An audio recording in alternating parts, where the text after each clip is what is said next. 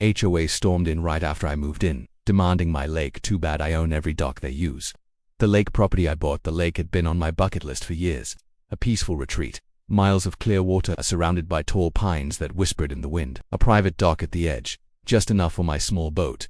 A quiet cabin nestled on the shoreline and acres of land surrounding it. It wasn't just real estate, it was freedom. And most importantly, it was private property.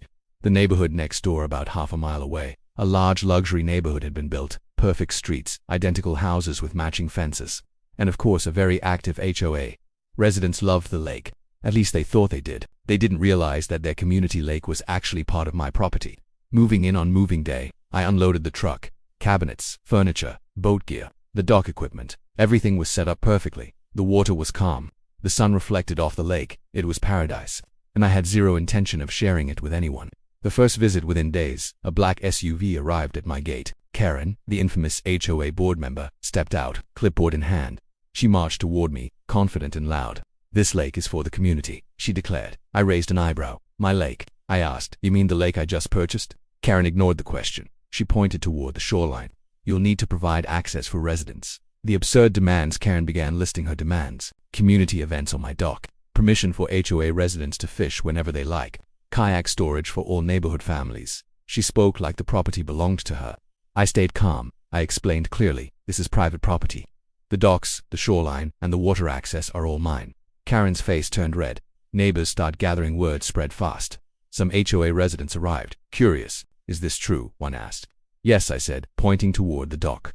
"Every dock you see in this area. I own it." Their jaws dropped. A few whispered nervously to each other, and Karen. She started getting frantic. Karen tries to intimidate. Karen waved her hands dramatically.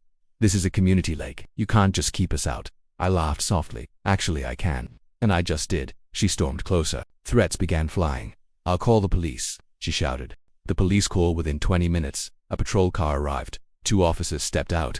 Karen immediately started explaining the situation. "This man is denying the community access to the lake." I calmly handed over the property documents, deeds, survey maps, ownership records. The officers read carefully. Karen's confidence slowly faded. The officer's words after a long pause. One officer said, "Ma'am, according to these records, this lake and all the docks are private property. He's within his rights." Karen's mouth went dry. She tried to argue. "I'm enforcing HOA rules." The officer shook his head. "HOA rules don't override private property rights." The neighbor reactions. The HOA residents began murmuring. Some tried to side with Karen. Others realized they had no authority over the lake at all. One neighbor whispered, "Wait, he owns every dock we use." Karen's face went pale. No one spoke up for her anymore. The lake party that never happened. A weekend later, Karen attempted to organize a community lake party.